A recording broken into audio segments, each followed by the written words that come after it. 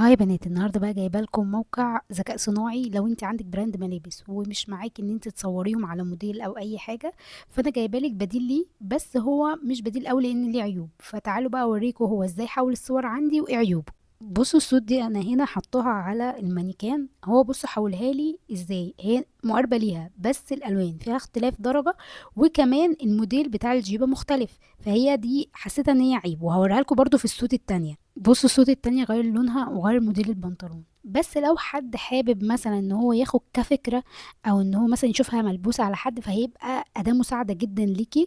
بصوا، وخصوصا ان هي مجانا فانت هتفيدك قوي في الاول. عادي يعني، عشان لو مش معاكي تكلفة التصوير او حاجة، فهي مش وحشة قوي يعني. فجربوها، ممكن موديلات تظبط معاكم. انت هتخشي على جوجل عادي وتكتبي يو وير اي اي، هيطلع معاكي الموقع بالشكل ده، وهو سهل جدا في الاستخدام ومجاني. زي ما قلت لكم انا جربته كذا مره وما طلبش فلوس. ده موقع تاني برضو مجاني بس مرعب جدا، انا ما حبيتش ان انا اقول عليه لان انا حسيته انه حرام. وكمان انا خفت منه جدا. ليه؟ انت بتجيبي صورة اي موديل موجود على البنترست، محجبة او اي حد، وتبداي ان انت تحطها له وتحطي له صورة الطقم وهو بيلبسه لها. هو مش دقيق قوي، بس بصوا الصورة مقربة جدا. انا الصراحة استحرمته، فخلينا في الموقع الاولاني بيعمل ذكاء صناعي عادي مش اشخاص. قولي بقى الفكرة عجبتكم ولا؟